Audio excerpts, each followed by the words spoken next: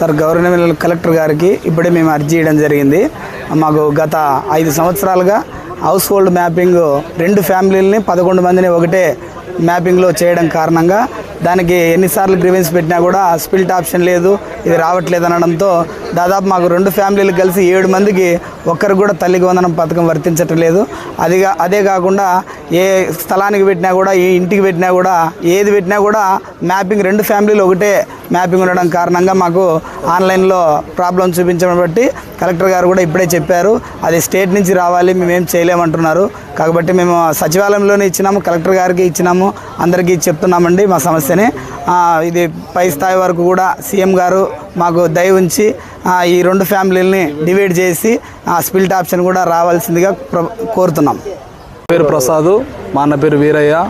మా అన్నకు వచ్చేసి 4 పిల్లలు, నాకు 5 మంది పిల్లలు, మొత్తం కలిసి 11 మంది ఫ్యామిలీగా ఒకటే దాంట్లోనే మ్యాపింగ్ అవ్వడం జరిగింది. ఇందు నిమిత్తము మాకు ప్రభుత్వం నుంచి ఏ పథకాలు కూడా లభించడం లేదు. ఏది అప్లికేషన్ పెట్టినా కూడా అన్ని క్యాన్సిల్ అవుతున్నాయి. ప్రభుత్వం నుంచి ఎటువంటివి లబ్ధి మేము పొందలేదు.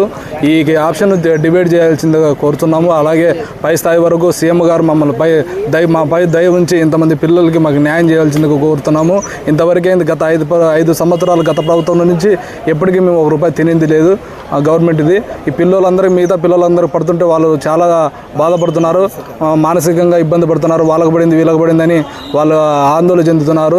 దయవుంచి రాష్ట్ర ప్రభుత్వం కానీ కేంద్ర ప్రభుత్వం కానీ వీళ్ళంతా మాకు పే నాయకులంతా మాకు న్యాయం చేయవలసిందిగా కోరుతున్నాం. మమ్మల్ని డివైడ్ చేసి మాకు కావాల్సిన పథకాలు, గవర్నమెంట్ నుంచి పథకాలు, చిన్న వ్యాపారాలు చేసుకుంటూ బతికేటోళ్ళము.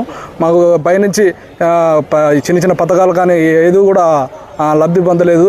మీరు దయవుంచి మమ్మల్ని మా మీద పెద్ద చూపు చూసి మాకు న్యాయం చేయాల్సిందిగా కోరుచున్నాం. అనంతపురం జిల్లా బిందెల కాలనీ, మాది గుత్తి రోడ్డు.